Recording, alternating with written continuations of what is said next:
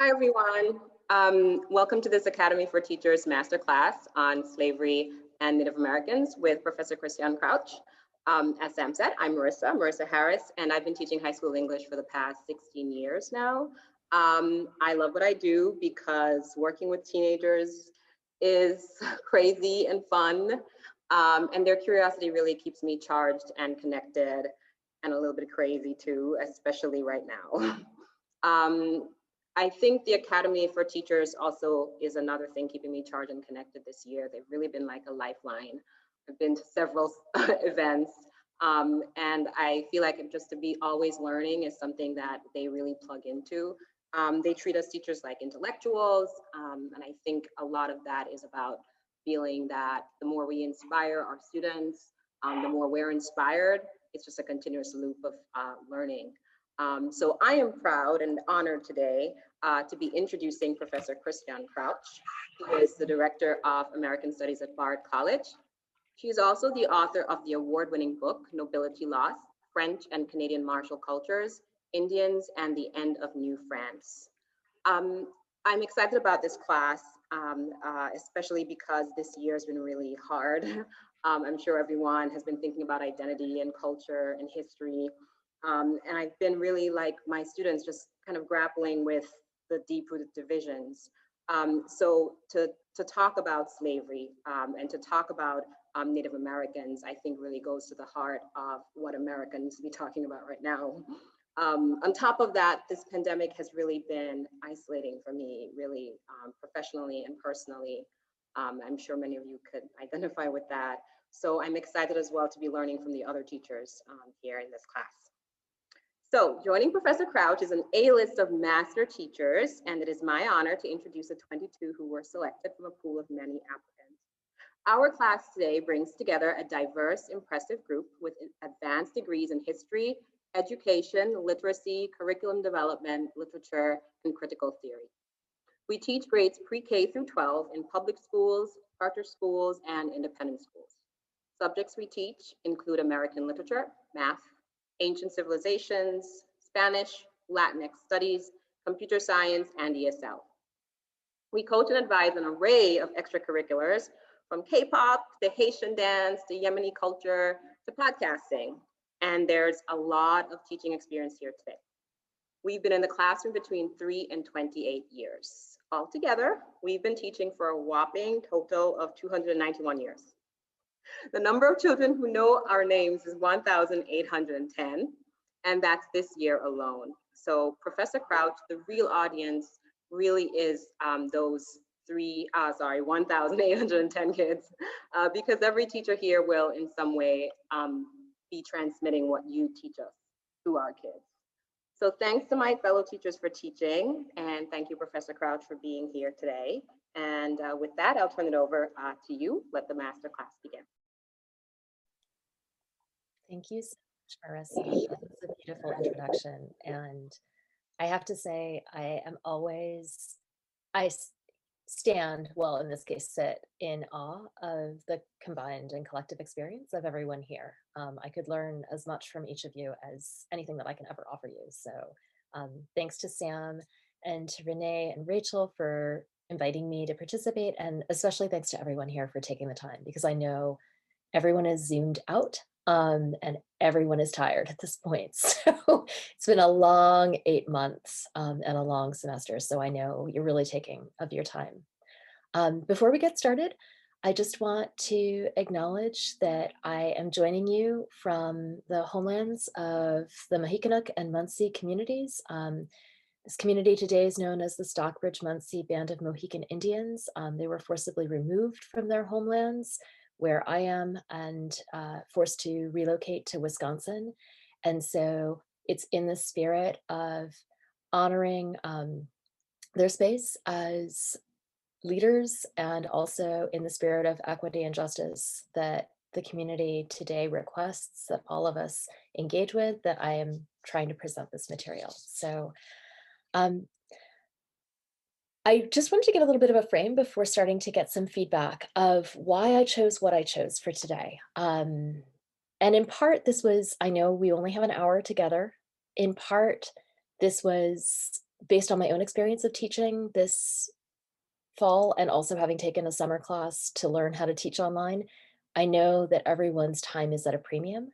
And so I wanted to try and find different types of sources that would help us to think through these questions. So visual sources, which are incredibly important to me. I have a background as well in material culture, and I think that it's incredibly useful for engaging students in thinking about the politics of archives and going beyond the text. Looking at a short narrative, because I know we all have limited amounts of time, and then choosing something from the 1619 project. I suspected that many of you would be familiar with this and some of you would be teaching with this. I don't know that this is an essay that gets the kind of attention that it deserves. And Taya Miles has published extensively on topics of Black and Native relationships. This is one of her shortest and most accessible pieces. I also am not entirely sure that all of the images that I had listed came through. I think you might have gotten the marriage of Hiawatha and Forever Free. I don't know if you got the death of Cleopatra. So I just wanted to double check. We'll go through that, but I have copies that I can put in the chat for everyone. And the last thing I want to say before we get started is please feel free to put comments in the chat or to use the raise hand feature, or just raise your hand or put a thumbs up, whatever, as a reaction if you want to participate. I have my students do both of these things. I'm pretty good about monitoring what's going on in the chat as well, but I want everyone to feel comfortable with whatever means of engagement that they feel. So I guess the first place that I wanted to start was to ask how many folks here had actually heard of Sophia Pooley, read Sophia Pooley's narrative, or are familiar with Edmonia Lewis or Edmonia Lewis's work.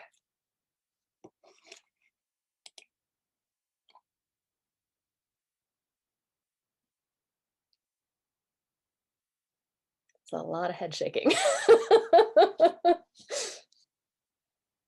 Okay, wow, no one? Even Edmonia Lewis? Yes, Pooley, no Lewis. Okay, wait, who is the yes Pooley, no Lewis? Sorry. That's Ryan. Okay, Ryan. Okay, yes Pooley, no Lewis. Okay. Great. So I actually am really excited for this because I guess when I pulled these sources together, I assumed people would not have heard of Sophia Pooley. It's not an easy narrative to find, but would have heard of Edmonia Lewis. So this is actually fantastic.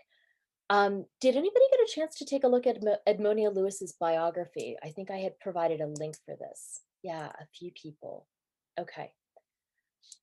So maybe I'll start with Lewis and then move to Pooley in terms of thinking about this. So Edmonia Lewis's work as a female sculptor is super interesting from an art historical perspective. One of the reasons I really love her as a historical figure and also as an artist is because she speaks so distinctly to the two sides of her heritage, right? Her father was of African descent, may have been Haitian, may have been from a combination of different African backgrounds, but is free and living in what was known as the Old Northwest, but would now to us be the kind of upper Midwest. And her mother was Ojibwe, often referred to as Chippewa today. The term usually used would be Ojibwe. And she has this opportunity to study at Oberlin, which is a very progressive small liberal arts college. And yet, while she's at Oberlin, experiences kind of classic racism and sexism. She's accused of trying to poison her roommates. Then she's accused of stealing things from the art department. And so she ends up leaving Oberlin in her final semester without getting her degree. She moves to Boston. She falls in with a group of very active and financially stable abolitionists like William Lloyd Garrison. And it's her production in the arts that allows her to kind of finance her own fine arts career. She moves to Europe. She ends up in Rome, which is where many American sculptors were going. She's a good friend of Harriet Hosmer, who's a very famous female American sculptor from the 19th century. And, you know, does eventually come back to the United States, but spends a good decade living in Italy with this expatriate arts community. But one of the things that I find really interesting is when she's in Italy, she doesn't just abandon these questions of indigeneity and Blackness that have informed her whole life up to this. So as I said, I wasn't sure if the death of Cleopatra made it into, It did get included in the home it did get video. included. Okay, great. So this is probably her most famous sculpture. It's from 1876. And it's monumental. It's now at the Smithsonian Museum of American Art. And one thing I want to say about Edmonia Lewis that's really important is she did all of her sculptures herself, meaning she didn't have people in her workshop kind of chiseling the marble block ahead of time and getting it to a rough shape that she then came in and finished. She does all the work from scratch herself, which is unlike most artists living and working in Rome at that time. So there's a level of artisanal mastery that she's really showcasing in her own work, as well as being very creative about her subject matter. So she sends this 3,000-pound sculpture back for the Philadelphia Centenary Exhibition of 1876. And traditionally, this is read in a kind of feminist lens. But I think that the fact that it's 1876 is actually really telling. Because if you think about the fact that Edmonia Lewis is always producing sculptures that speak to Indigenous and Black histories, there are two really important things that happen in 1876. One is the Battle of Greasy Grass, more familiar as the Battle of Little Bighorn, right? The defeat of the US 7th Cavalry under George Armstrong Custer by the United Lakota Nakota Nations. And the other, of course, is the Compromise of 1876, the Tilden Hayes Compromise that effectively ends Reconstruction. And I think if you look at the death of Cleopatra in light of the end of Reconstruction, you actually read a really profound statement on the abandonment by the US state of the principles, progressive principles of abolitionists. So if you look at the sculpture, right, how did she depict Cleopatra in this?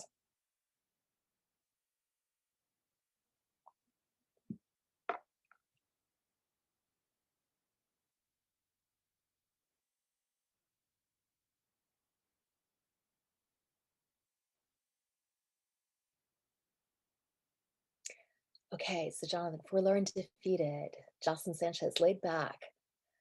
Yeah. Right? To the casual observer, maybe this is what you see is defeated, tired, resigned. Adriana and Kara writing in this. Yes, exactly, right? This kind of figure of this woman who is exhausted, turning away. Yeah, to Ryan's point, a ravaged figure, right? I think it's really important to see this as all of the possibilities, all of the hopes that existed in antiquity and ancient Egypt, looking unsatisfied. Yeah, this would be read by audiences in very different ways. Most of the audiences who would have seen this sculpture would have known the story of Cleopatra, right? So Cleopatra is the last of the Ptolemaic dynasty. She rules Egypt. She has a relationship with Julius Caesar. She gives birth to Caesar's child, Caesarion. But after Caesar is murdered and Caesar's nephew Octavian comes to the throne and, you know, sort of initially as a consul and then later as the emperor Augustus, Egypt fed the Roman Empire. Egypt is the breadbasket of the Roman Empire. And getting control of Egyptian resources is absolutely essential for the Roman Republic to turn into the Roman Empire, right? To become a superpower. This is a narrative that would have been quite familiar to American audiences. And when the Egyptian navy is defeated at the Battle of Actium, Cleopatra chooses to kill herself rather than be taken as a war captive and displayed in a humiliating manner in Rome, right? She wants to die by her own hand.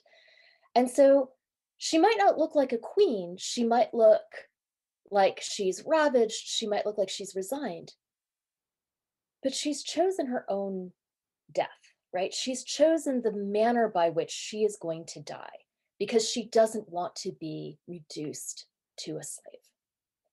And I think when you think about that context and you think about Edmonia Lewis's own history as a woman who'd been accused of murder, accused of theft, sort of forced to relocate, you start to see this perspective of this is a Black woman thinking about the failure of Reconstruction, the breaking of all these promises embodied by the death of this monarch.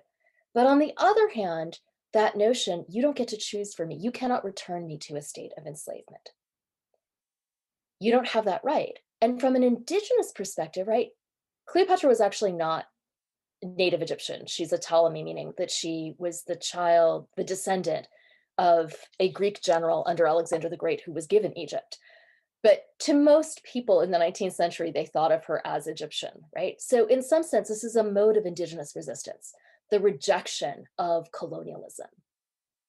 And the recognition that the heart of this is all about resources.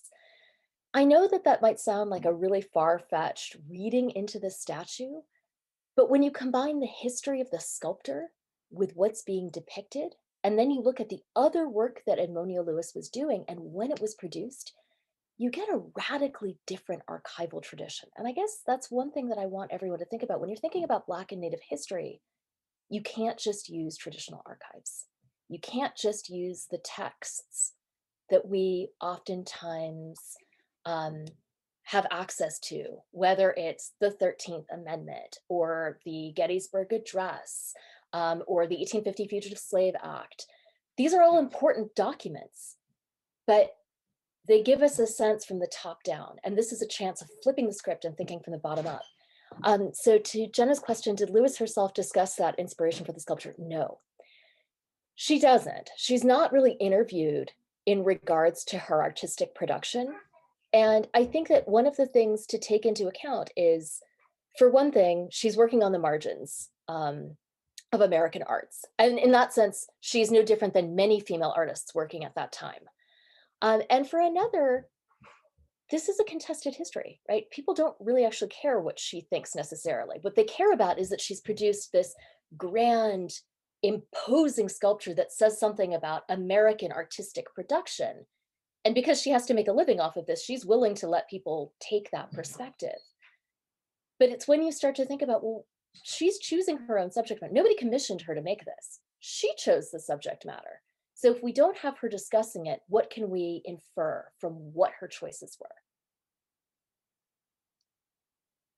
So I had also given you images of the Marriage of Hiawatha, which is a sculpture that it's completed in 1874, and also Forever Free, which is a sculpture that was completed in 1868. Now, again, these are not commissions. She's choosing these sculptures and subject matters.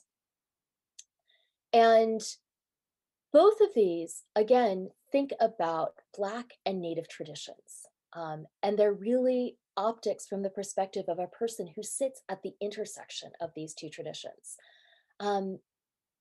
I don't know if anyone had caught this recently, but there's been a big debate about the statue entitled Emancipation that is in the park in front of the White House, and whether this should be taken down because it shows the figure of Lincoln with a Black man kneeling in front of him. And one of the arguments for taking this down, which is understandable, is that no Black child, in fact, no child of color, no child at all should have to see this representation. On the other hand, the first funds for this sculpture were given by enslaved individuals who had just gotten their freedom and take their hard-earned currency and financed this. And that's a much more familiar figure. I think there's something really profound about thinking about Edmonia Lewis in 1868, right? The year after we've got the Reconstruction Act, the year that you've got the 14th Amendment coming through, also offering her own perspective on Forever Free and what freedom means. So to Marisol's point, that it's interesting she chooses a well-known African female figure that many people do not associate as Black. Yeah, that's a great point, right? When people think of Egypt today, they certainly don't think of it as part of the African continent, and we don't think of Cleopatra as Black, right? So to reclaim that history is really profound. So for those of you who looked at the image of Forever Free, what was striking to you about this?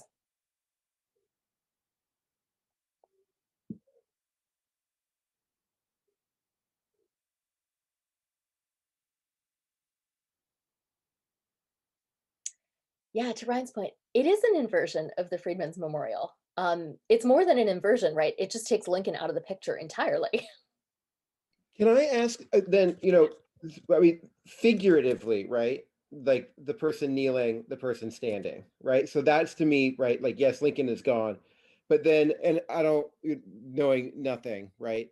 Um, is there then a gendered hierarchy that's there, right? Because I mean, and I don't quite understand the kneeling figure. Is that a classical representation that she's bringing in, or is that is that a more literal representation of something else? Is this having to do with, you know, freedmen, leading the way for formerly enslaved people, with women following? And again, right, knowing nothing except just what's right there, I'm curious as to how to read the gender dynamics of that in light of that Freedmen's Memorial, which is so striking Lincoln and the formerly enslaved, and then this is kind of that same figure but with different characters. Yeah, so that's a great question. And I think one of the ways to consider this is these are individuals who are freeing themselves. And I think that too is a really important part of finding alternate archives, right? You wouldn't need to revise the Fugitive Slave Act of 1850 if people weren't running away. And I think there's a way in which all of our students tend to assume abolitionists, first of all, are all white, and second, that this is something that's given to enslaved individuals. Whereas to run away is to emancipate yourself, to engage in resistance is to emancipate yourself. And the woman, it's true, the woman is a challenging figure, right? Because as Kara says, she appears to be in a submissive position, but she seems happy and adoring, and she's clothed, right? She's not naked. And I think that too is a kind of intervention of, in the 19th century, when this sculpture is being produced, there is this idea that femininity is not aggressive, is not is about emotional resonance and feelings. Maybe she's submissive, maybe she's not. She's certainly supportive. Showing a couple together, showing a unit, suggests the integrity of Black households. And the fact that she's not unclothed is shielding her from the kind of objectification and marketing that had been deployed against the bodies of women of color from 1662, well, 1619 really, all the way up to 1865. So I think that there's a way in which there is an attempt in this sculpture to speak to a different kind of narrative. People who are liberating themselves, people who are not gazing at the viewers, right, are sort of looking up to this guy, who have their own relationship to this idea of liberation, and that doesn't require a figure that is familiar there. Wow, lots of comments in the chat. She's, to Jenna's point, she's not a child, although maybe she could be read as a child, right? And that would be a different kind of valence as well.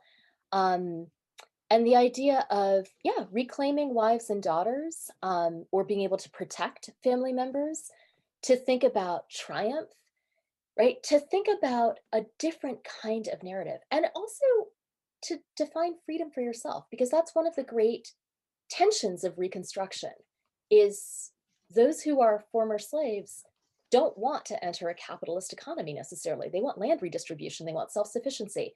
They know better than anybody else what the market has done in terms of dividing families. You reminded me. About a family unit. So, as you think about the kinds of sculptures that Lewis is putting forward, and I really want to encourage everybody here to think about what visual sources can do to help students and to help us think beyond the narratives that we know, right?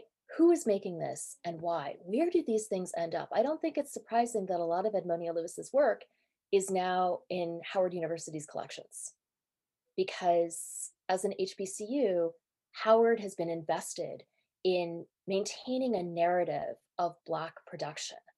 But I think it's also really important to think of Edmonia Lewis as not just speaking to her Black heritage, but also her Native heritage, right? So The Marriage of Hiawatha was inspired by the Longfellow poem, which sounds really awful in some ways. But the fact that she's producing images of indigeneity in 1871 and again in 1874, 1874 is when gold is discovered in the Black Hills. It's what leads to this tidal wave of white settlers going out into sacred Lakota land, that then leads to the Battle of Little Bighorn. What is she doing here? She's showing the same kind of family unit, right? It's important to see Black families. It's important to see Native families. It's important to see these as normative and happy and kin creating relationships, right? Marriage suggests the idea of union and partnership and potentially community. It's important to recognize these things. I think she's really trying to make an intervention, especially given her own life experience, that American audiences, mainstream American audiences, were not being taught to see.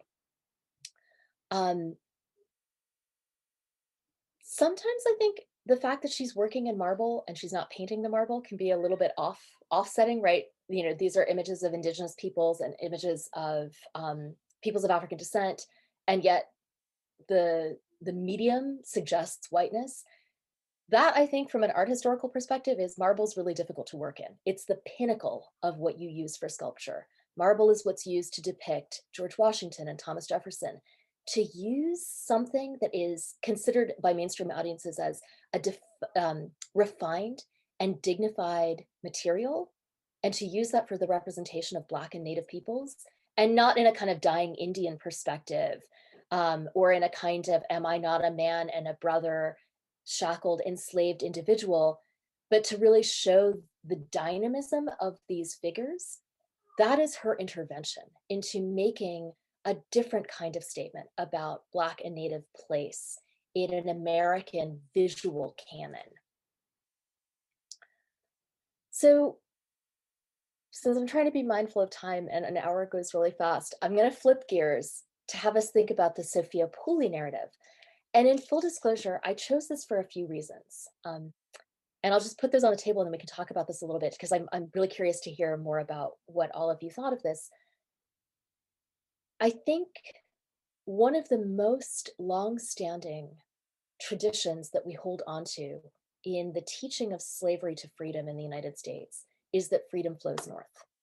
And I'm not saying that this is a failure on any teacher's part. I think it's embedded in the national consciousness, right? It's the idea that our politicians export when they go overseas and talk about democracy. We had to have slavery in order to have freedom, and freedom goes north. The Underground Railroad goes north. Harriet Tubman brings people north. William Wells Brown writes his narrative from the north. Frederick Douglass goes north.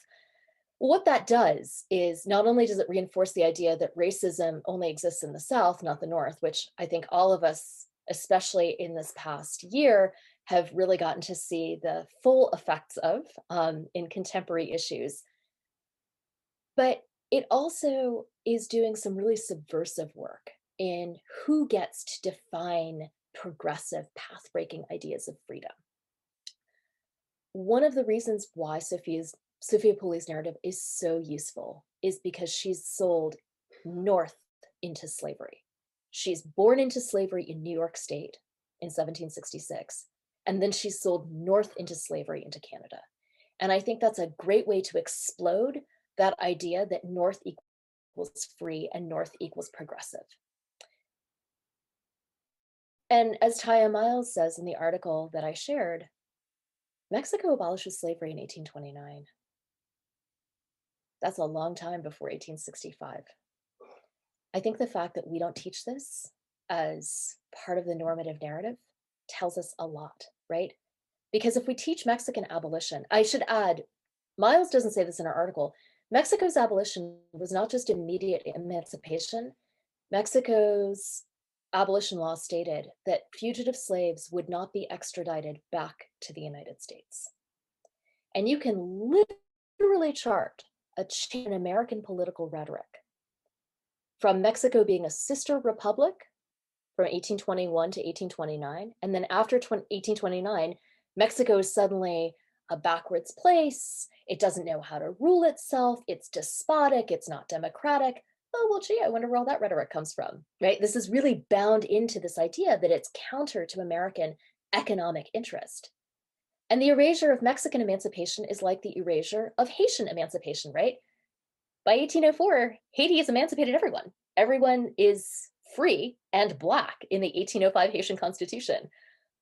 The fact that we don't teach these narratives says a lot about where we allow for possibilities of new and progressive thought.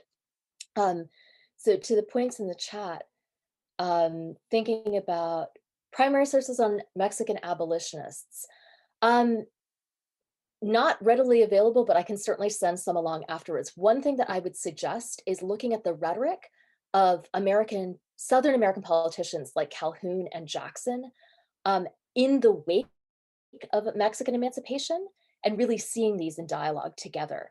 To Sarah's point, yes, this is absolutely part of the tension that leads to the annexation of Texas and the Mexican-American War, right? This is to make this space safe for slavery. Jamaican emancipation takes place in 1834 when Britain emancipates across the British Empire. But I want to emphasize that emancipation comes with a 4-year apprenticeship program, which means 4 years of extra unpaid labor. And the only way Britain is able to end slavery is by handing the largest payout that the British government has ever made to private subjects in the history of Great Britain.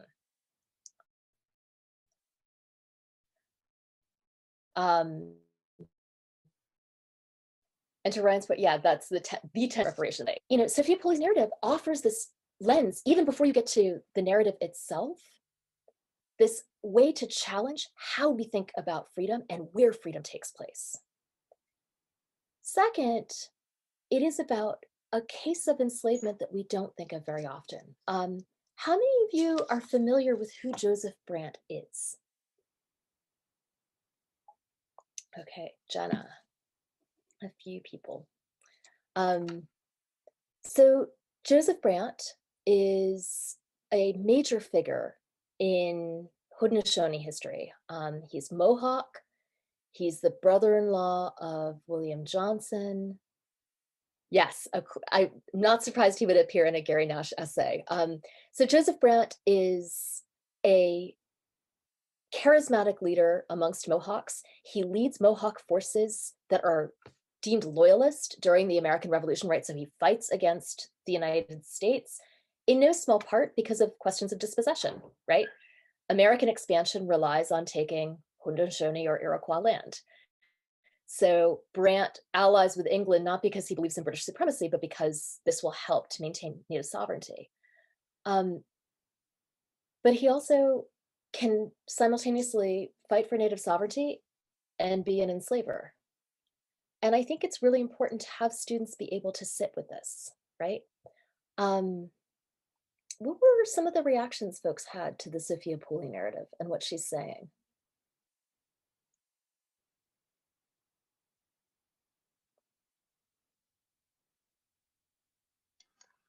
I think there's a really interesting idea of natives utilizing slavery as a way to empower themselves against the settler colonialism that happens, as a separating from like seems to be that there were the natives that were able to utilize slavery seem to separate themselves from natives that didn't, right? Which caused internal tension among the tribes. And often we find ourselves kind of overlaying the natives as a single group, but it helps us recognize the internal tensions between tribes that had kind of been passed along since the original colonial powers played them off each other. Yeah, I think that's actually really important, right? That the adoption of slavery, I think first, many Native communities had modes of unfree labor that existed among them, right? There are war captives who were brought into communities. There are pathways for people to be adopted into Native communities. Those individuals could be from other Native communities. They could be white, they could be Black. It doesn't, there are a lot of different ways into this. But I think it really helps to cement how powerful race is as a kind of point of inclusion and how early on this starts, right? If engaging in anti-Blackness and slavery are going to help make a non-white community recognizable as sovereign, then that's a strategy to try and preserve your sovereignty. But it says something really profound about US relationships with race, right? And for communities that choose not to do that, right? And that this kind of ties back to Edmonia Lewis. Edmonia Lewis's Ojibwe mother marries a Black man. because the pressures are not the same in the Midwest. This is still sovereign Native territory. So it doesn't matter if he's Black, so long as he's a good partner and a good provider and they have a good marriage. That's not the determining factor. And I think it goes to the point that Elliot was making. It really helps to show how different Native communities are forced to make strategic decisions about whether they're going to embrace anti-Blackness or they're going to see cross-racial solidarity as the means to preserve their communities. And it helps get students out of the bind of whose trauma narrative is more important here, right? Because that's not really a productive conversation. So are we going to focus on the slave trade or are we going to focus on Native dispossession? It's both, right? It's both and. To the point that Lucas is making in the chat, reminds me of Maroon communities in the Haitian Dominican mountains who keep their autonomy by turning fugitive slaves to colonial authorities. Yeah, absolutely, right? And I think this is also one of the costs of teaching a US narrative as opposed to a North American and Caribbean narrative, right? To go back to the example of Haiti, Haiti is the Taino name for the island that the French had called Saint-Domingue. When Jean-Jacques Dessalines, who leads Haiti into freedom, says we're going to rename the island Haiti, you got to wonder, well, gee, how did you know that that was the Taino name if the Tainos had all disappeared? So there must have been some kind of communication between Native peoples and the 500,000 people of African descent forced to be brought and work on this island. And what a profound act of anti-colonial solidarity to say, we're going to create the first Black Republic, but we're going to acknowledge that this is Native land, right? And so I think really thinking of these moments where we can see these ruptures or these moments of solidarity are really important. To Sarah's point, it's interesting these Black militants were used to protect these settlers and then turned against the natives. Yeah, right. And that really comes across clearly in Taya Miles' narrative, that it is essential to the project of the US state to ensure that inclusion at times relies on anti-Blackness, right? Everybody has to kind of strive towards whiteness, or on the idea of property, right? That to be included in the body politic is to have access to property. But if that property is based on Native land, that's super complicated.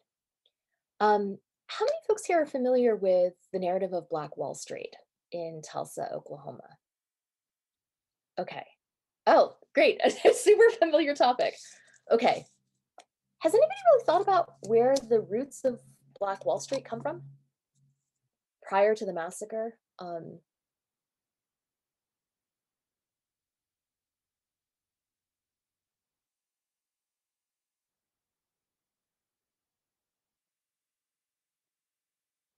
Capital and finance don't just appear out of nowhere. One of the things, if we think about the history of Black Wall Street, is that much of the capital that created this wealth within the Black community, and the fact that this is Oklahoma, these are former enslaved individuals moving out into Native territory, right? This was still Indian territory and is Indian territory until the state of Oklahoma is created. They're moving into Native space. They're invited by Creeks, by Muskogees, by Cherokees, by Seminoles, by Chickasaws to settle and to create these towns. And their success in these communities builds capital that then helps to finance this. And yes, to Elliot's point, it is also oil, right? The discovery of oil and subsoil rights help to really bring a tremendous boom of capital into this region. One thing I want folks to think about with Black settlement in Oklahoma, as opposed to, or what we now know as Oklahoma, is we don't tell that as part of the narrative, right? Taya Miles is telling about the deployment of Black troops against Native peoples because you can't use those Black troops to police the 5 districts of the Reconstruction South because it was considered politically toxic to have Black troops surveilling and policing white bodies. But it's fine to deploy them in the West when you're thinking about Native bodies. But I think the other piece you have to think about alongside that is, for Black migrants moving west, would you rather live in white territory, or would you rather live in Indian territory where there's a different sovereign structure, where there's a possibility where whiteness is not necessarily the defining characteristic that leads to inclusion? And I think this really gets to something complicated in Sophia Pooley's narrative that a couple of people in the breakout room that I was in brought up, right? Which was, on the one hand, Sophia Pooley is describing the hardship of being enslaved. On the other hand, she speaks Mohawk. She goes hunting with Brant's children. When Brant's third wife attacks her repeatedly, right, is behaving in an extraordinarily violent manner towards her, Brant steps in. This doesn't stop him from selling her, but there's a certain kind of boundary of what can and cannot be done to her.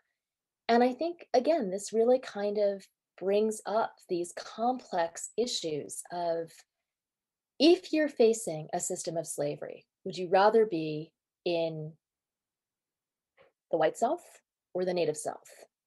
Would you rather be amongst Native peoples in the Midwest?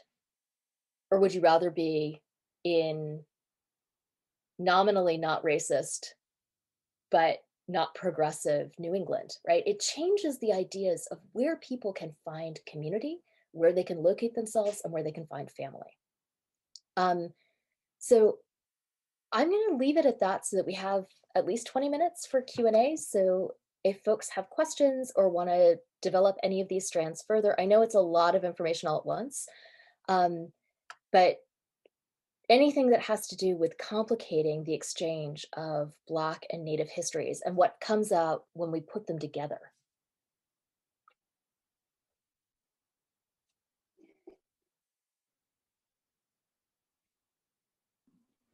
Can you you spoke earlier about the kind of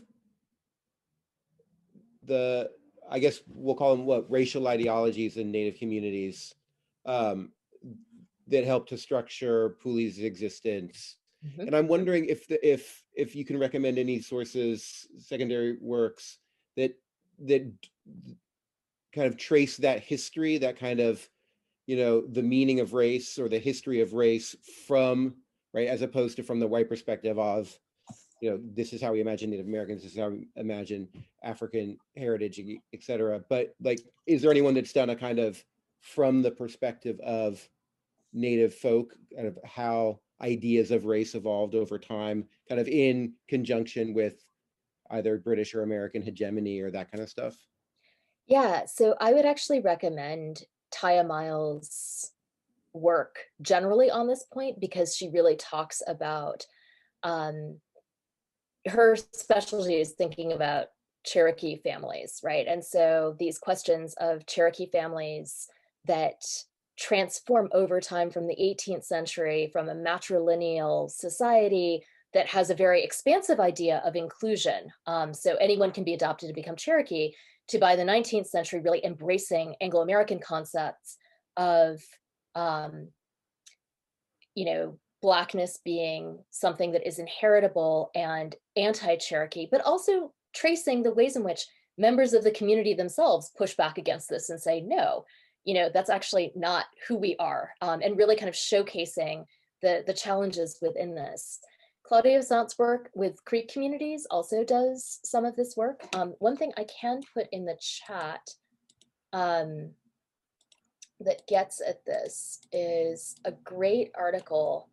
Sorry, I'm trying to get through all of my various open windows on my computer to find this. But there's a great piece by Eve Tuck and Kay Wayne Yang called Decolonization is Not a Metaphor. I use this all the time in my classes. I don't know if this, oh, normally if I drag and drop into the chat, it works, but this, Renee or Rachel, could you make me a co-host? Maybe that will solve the problem. Let's see. Okay. No, that's still not working. All right, well, I'll email it to everyone afterwards. But one of the things, so Eve Tuck is an Aleut scholar, and what she does in this article is talk about how in the United States, indigeneity is reductive, right? So it's always, Native peoples are always dying out. So it's the last of the Mohicans, it's the last, full-blooded, fill in the name of the community, it's the last fluent speaker of X, Y, or Z. And Blackness is expansive, especially after the Civil War. So, the one drop rule. And that this really shapes public perceptions and stereotypes around indigeneity and Blackness. So someone had said in the breakout session that I was in, I lived in the Boston area. Leah, you brought this up, that I heard about Crispus Attucks all the time, but I never realized he was half Native. And I think, right, Paul Cuffey is also Black and Native. Edmonia Lewis is Black and Native.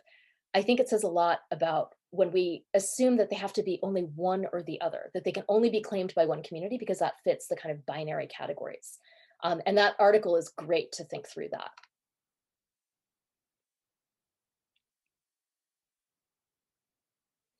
Okay, I see Marisol put a question in the chat. How does religion play a role in shaping ideas of race relations between Indigenous and Black slaves, and how does that differ from the relationship of these communities in Latin America? Woo, I could spend the next 2 days answering that. The short answer that I will give you for this is, for religion, especially Protestant evangelical religions in the 19th century, were able to create certain kinds of synergies for Black and Native communities. So communities that were Baptist, communities that were Methodist, communities that use the kind of theologic principles of, everyone is available for salvation, everyone can, everyone has their own relationship to God, and that participate in sort of the radical branches of that tradition. It can be a grounds for community. In terms of Latin America and some sort of Central America, Latin America, generally inclusive of the Caribbean, if you go back to laws around slavery, because the Catholic Church was as important as the crown, so as important as the monarchs of Spain and Portugal in the case of Brazil, there's a way in which both Black and Native communities can use Catholicism to challenge their own enslavement. So you can sue enslavers for being immoral. The laws provided that enslavers who had children by enslaved women had to, if they were not married, had to manumit those women, had to marry those women, because the Catholic Church was not in the business of providing a legal cover for what were considered to be cardinal sins. Now that's unevenly applied. I don't want you to think that this was sort of a utopia where, it's a multiracial harmony, but I do think that it creates a certain kind of solidarity where both Black and Native communities can engage and use Catholicism to create more legal space for themselves. There's also a tremendous amount of intermarriage, and you see this in Mexico's casta system, which is about racial hierarchies, but all of the different castas make it very clear that there is a tremendous amount of intermarriage taking place amongst Black and Native peoples. And this is part of the narrative of Latin America. And I don't want to suggest that anti-Blackness does not exist in Latin America. It does, especially when you think about, kind of contemporary Mexico today. But there is a recognition of solidarity among these communities that simply does not exist in the United States. The US has no framework to imagine Black and Native interactions. Either you're all white or you're all Black, but you can't really be in between. And Latin America really offers a great place to think about the complexities around that because it's embedded in tradition there.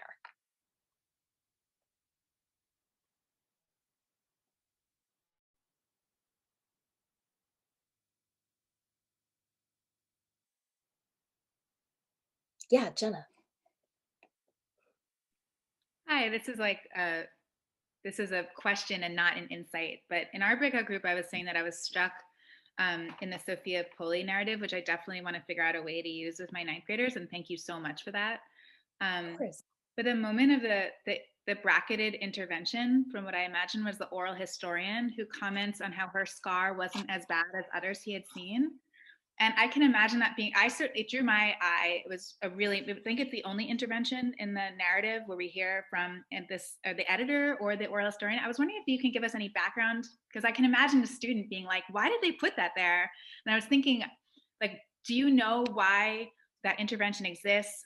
What does it suggest about like why these narratives were published and by whom?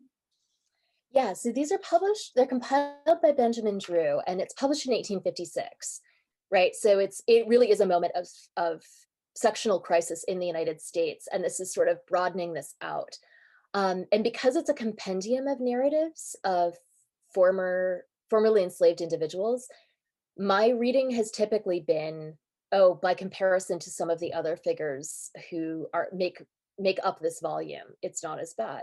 But like you, I've been struck by it because that notion of who are you to say that someone's scars are worse or better? And also, she's 90 years old, or approximately 90 years old, when this interview is being conducted. So there's an element of, would it have looked the same if you were looking at a 45-year-old or a 25-year-old? Right, that age changes the kinds of gradations of scars. And I think that extra point about like, were these caused by Indians or were these caused by quote unquote civilized men? You kind of see the narrative again of reductive indigeneity already coming into this, right? Where the chronicler has an expectation of what is authentically Indian or not, which then sort of opens up the question of, well, what else did she say? You know, was there anything else that she said that was redacted because it didn't fit? It didn't fit the expectation of how Indians are.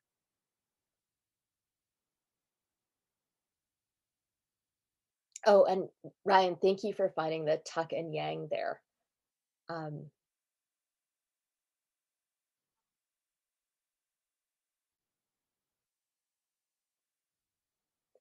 Can you say something about the time, the printed date? I was just looking at that, right? It's 1855 is when it's published. Is there anything that we should be thinking about in terms of the date that narrative was published? Is it engaging with abolition? Is it responding to abolition? Is there what's the circumstances of the publishing of that narrative in that particular volume? Yeah, so this is explicitly a text designed to support abolitionist political efforts. Right, if you think about it, Uncle Tom's Cabin comes out in what, 1851? Solomon Northup's 12 Years a Slave comes out in 1853. Harriet Jacobs' Incidents in the Life of a Slave Girl comes out in 1860, right? So there's this moment where, and Frederick Douglass is, you know, re-upping again, you know, again and again and again, the different narratives of his own life. So this is really a moment where you have this explosion of narratives.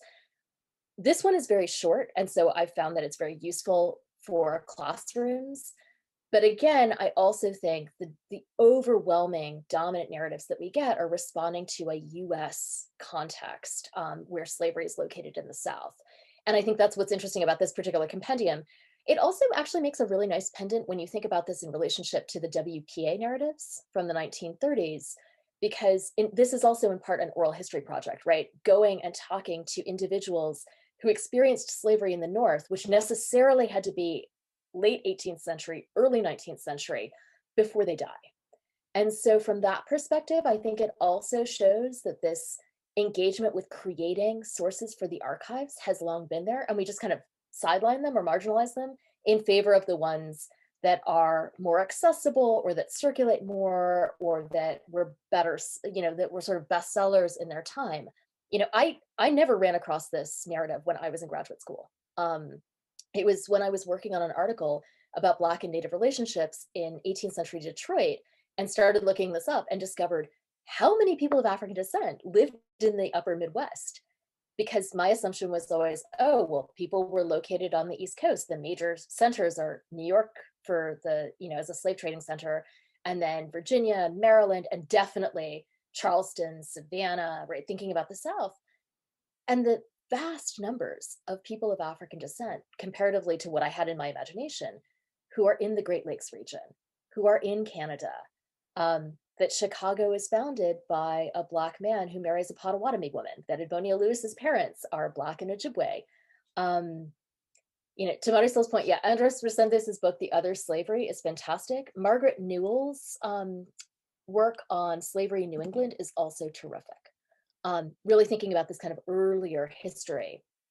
And I think, you know, Native peoples being enslaved, people of African descent being enslaved by Native peoples, right? All of these exchanges, why don't we learn about this? And I think that in some senses becomes the question, like, why can't we handle this complexity? What does it do to our main narrative if we include this? Jonathan, you've got a hand raised.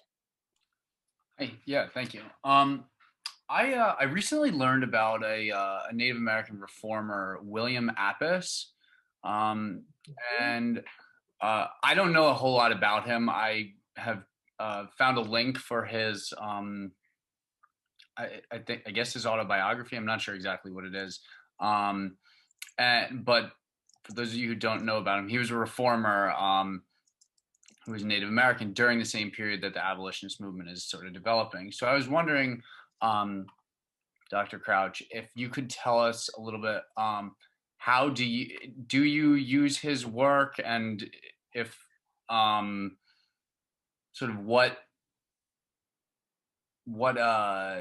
comparisons might you make with his work and other reformers of that era, and if you want to just, I don't know. I don't really know a whole lot about him, so I'm trying to get a better sense. No, so to go to the point of, you know, the intuitive here. So William Appice is the child of a Pequot mother and an African-American father. So very much again in the theme of what we've got here today. Appice is a minister. He is a scholar. He's very active in the 1820s and 1830s. He writes an autobiography called A Son of the Forest. I put that in the chat. He also very famously delivers a eulogy for King Philip. So King Philip, who's the leader of King Philip's War in 1675-76.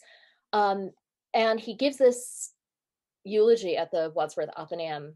I'd be really curious to know if Frederick Douglass was ever in the audience for this, really kind of indicting white audiences for wanting to sort of embrace indigeneity and, you know, have the national story, have these great heroes like King Philip, but also, you know, and abolitionists who are, you know, concerned with Black rights, but then also not do anything about Indian removal. And that's the context he's really writing in, right? That the removal of Cherokee and Choctaw and Chickasaw and Creek peoples in the South, and of Wampanoags and Mashpees and Oneidas and Senecas in the North, which are happening at the same time. The Indian Removal Act is not just about the South, that there's a hypocrisy in this, right? That this is all in the benefit of civilization, but you don't want to let Indians be Indians. And I think Appice is a great way, like Crispus Attucks or Sophia Pooley, to really get at these intersections and questions. And Appice is the minister to the Mashpee community in Cape Cod. He helps in the Mashpee Revolt, which is basically a revolt against the state of Massachusetts trying to crush Native sovereignty. And this too has contemporary resonances. In the last 2 years, the Trump administration has reversed rulings that would have given Mashpees recognition in their own homelands. So this is the fight that is still ongoing today.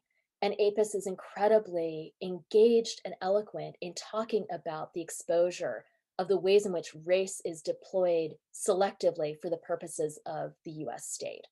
So it's a fantastic narrative. Thank you.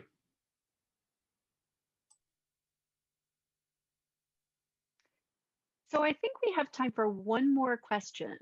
If there's somebody out there who would like to pose a final question for us.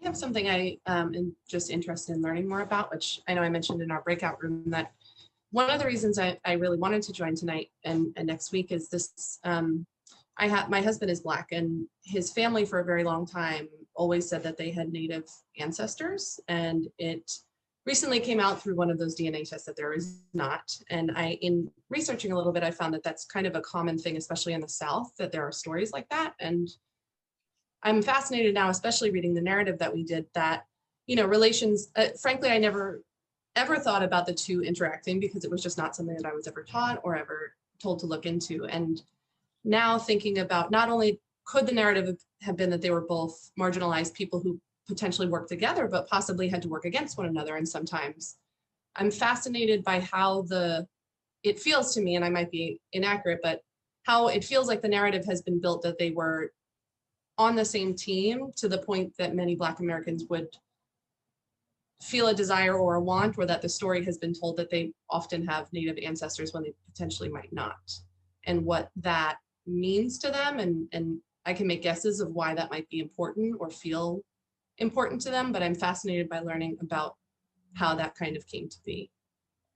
Yeah, so the idea of Native ancestry, especially among white Americans, it tends to take the form of the Cherokee princess who was someone's great-grandmother. But in part, I think Native ancestry is a way of justifying the right to be here, right? If you have a Native ancestor, then somehow you're not engaged in the work of settler colonialism. You're not engaged in the processes of dispossession.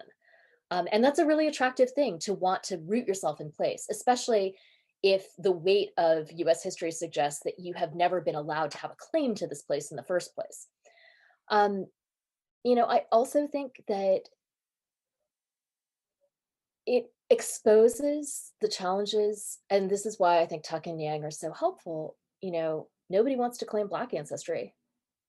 And I think that says something about the continuing acts of dispossession, and the ways in which the attempts to achieve whiteness are so ongoing and strong. So, in New England, when the Mashantucket Pequots were seeking federal recognition, so this is a community in Connecticut, they're now federally recognized. They run Foxwoods and the Pequot Research and Cultural Center. It's one of the largest employers in the state of Connecticut. But when they were seeking federal recognition in the 1980s, not only did they have this huge burden of proof that they had to show that they'd been continuously, existing, which is absurd, but there was a lot of very open discussion of, well, they don't look Indian because they'd intermarried with the Black community. And William Apis, going back to that, is a great example of this, right? Sophia Pooley would be a great example of this. The Narragansett community has faced similar kinds of charges. The Lumbee community has faced, right, when people don't look authentically Indian. And by authentically Indian, we mean if they look Black, they can't be Indian. And I think that really exposes the kinds of fault lines. And many Native communities, the Cherokees among them, have really grappled with this. Because for Native communities in the 18th century and even in the 19th century, belonging did not necessarily relate to blood quantum percentage. You could adopt people and become part of the community. And so you have individuals like Sophia Pooley. Had she not been enslaved, she could have been adopted Mohawk. It didn't matter that she didn't have any Mohawk blood. That's the community's decision to make her a member. And I think it says something really profound about the desire of the US state to impose these blood quantum percentages to ensure that there are no other possibilities of what belonging can look like. And so for those enslaved by Indians who end up in the Midwest, right, there are many enslaved Africans and those of African descent who are on the place where they cried the Trail of Tears, who are forced to go west. They are Cherokee. They have a right to be Cherokee, but the Cherokees also have a right to define what the boundaries of being Cherokee is. And it doesn't necessarily have to be what the BIA does. And so I think your husband's family's experience is a microcosm of a larger national problem that we have of being able to imagine, right? This is the Kamala Harris story. Is she Black or is she South Asian? We don't know. Our brains are going to explode. I think this is a big part of the American story. I am feeling a little devastated right now that it's 5:18 and therefore we need to close. because this has been such a rich and wonderful conversation, and the fact that you've framed it in at one moment in this discussion as why can't we handle this complexity is quite profound, a question about American culture. And I so appreciate, and I suspect that I speak for everyone, that you've helped us see these moments and find these sources that'll help to break down that kind of reductive thinking. So I want to thank you, Christian Crouch, for being here. This was so interesting and so exciting. And I also want to thank all of the teachers who are here with us today, and for your questions and your curiosity and your decided eagerness to move beyond the traditional ways you've been teaching these topics. So thank you very much to everyone. And with that, we'll say goodbye.